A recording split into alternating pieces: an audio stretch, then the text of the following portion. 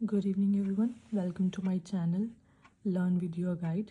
So आज हम बात करेंगे, पहले तो मैं आपको ये बताऊंगी कि डिफेंस एंड स्ट्रैटेजिक जो कोर्स है वो रिसेंट के दिनों में बहुत सारे कॉलेजेस ने इंट्रोड्यूस किया है, जिसकी वजह से आपके पास बहुत सारी अपॉर्चुनिटीज़ हैं कि आप नेट का एग्ज़ाम क्लियर करें एंड अप्लाई करें। आपको असिस्टेंट प्रोफेसर के लिए बहुत सारी वैकेंसीज है, आप इजली जॉब ले पाएंगे। सो हम स्टार्ट करते हैं डिफेंस एंड स्ट्रैटेजिक स्टडीज़ के मीनिंग से। तो डिफेंस एंड स्ट्रैटेजिक स्टडीज़ का क्या मीनिंग है? डिफेंस का मतलब होता है प्रोटेक्ट एंड स्ट्रैटेजिक स्टडी का मतलब होता है प्लानिंग करना।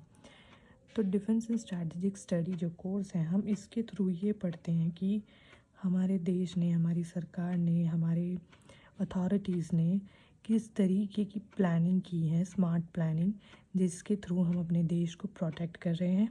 ठीक है, यानी कि हम हमारे देश में national security, territorial security, peace और वॉर किस तरीके से ये सब चीज़ों को हैंडल करते हैं, किस तरीके की पॉलिसीज़ एंड ट्रीटीज़ इम्प्लीमेंट हुई है, कब हुई है, हम इन चीज़ों के बारे में बात करेंगे। ओके, सो जो हमारा पहला यूनिट है वो है theories and concept. So theories and concept, इसका बेसिक मतलब क्या होता है? थियरीज़ होती हैं ये जानना कि कौन सी चीज़ क्यों हुई, कैसे हुई, और कंसेप्ट होता है बेसिक आइडिया किसी चीज़ का, उस चीज़ को समझने के लिए। Okay, so theories and concept का जो पहला टॉपिक है वो है डिफेंस एंड स्ट्रैटेजिक स्टडीज़ के एजम्पशंस एंड हमारे अप्रोचेस। तो हम बात करेंगे एजम्पशंस की।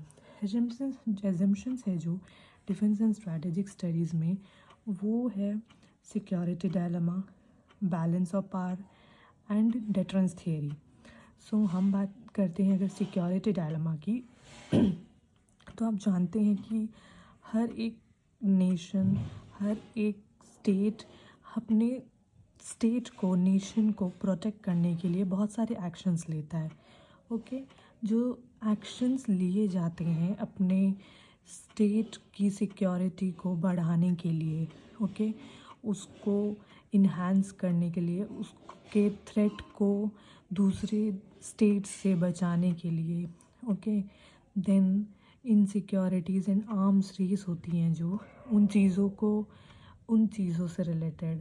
सो बेसिकली अगर मैं आपको उसकी एक डेफिनेशन बताऊं, तो actions taken by one state to enhance its security may be perceived as a threat by other state, leading to a spiral of insecurity and arm race.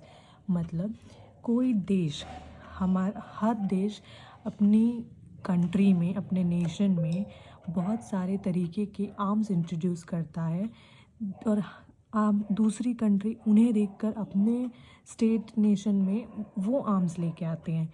यानी कि इसे हम आर्म्स रेस बोलेंगे कि उस सामने वाले से ज़्यादा पार हमारे पास होनी चाहिए, हमारे पास उससे कम पार होनी नहीं चाहिए है।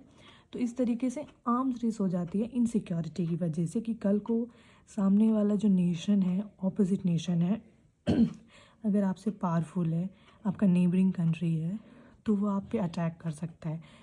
लेकिन अगर आप उससे पावरफुल हो तो वो आप पर अटैक नहीं कर सकता। तो ये होता है सिक्योरिटी डिलेमा।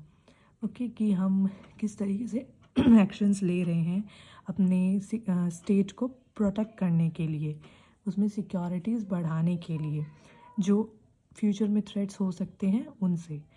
तो बात करते हैं हम बैलेंस ऑफ पावर की।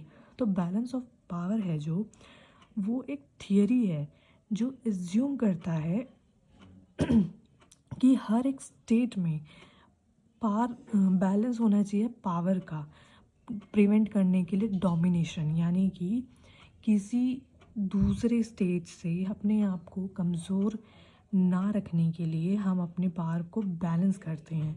तो डेफिनेशन की बात करें, the balance of power theory assumes that states seek to maintain a balance of power to prevent domination by any single state or alliance.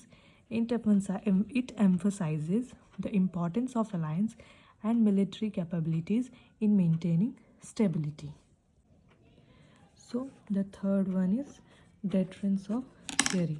तो डेटरेंस ऑफ थियरी का मतलब होता है कि किसी स्टेट को हमारी पावर से इस तरीके से डरा के रखना कि वो हमारे ऊपर कभी अटैक ना कर सके या ना करे या करने का सोचे ना। जिस तरीके से आप बात करो अमेरिका की, ओके, अमेरिका से बहुत सारी कंट्रीज़ डरते हैं कि अगर हमने इनके ऊपर अटैक किया तो वो हमारे ऊपर अटैक कर देंगे, हमें टोटल न्यूट्रल बना देंगे, या हमारी कंट्री ख़त्म हो सकती है, या हम उनसे लड़ नहीं पाएंगे, इस तरीके की चीज़ें। अगर हम डेफिनेशन की बात करें तो deterrence theory assumes that the threat of punishment और retaliation can deter potential adversaries from taking hostile action. It emphasizes that importance of credible military capabilities and clear communication of intentions. Okay, so ये था हमारा approach, assumptions.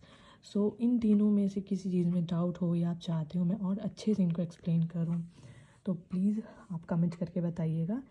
हम next video में मिलेंगे next topic के साथ। Bye bye, thank you.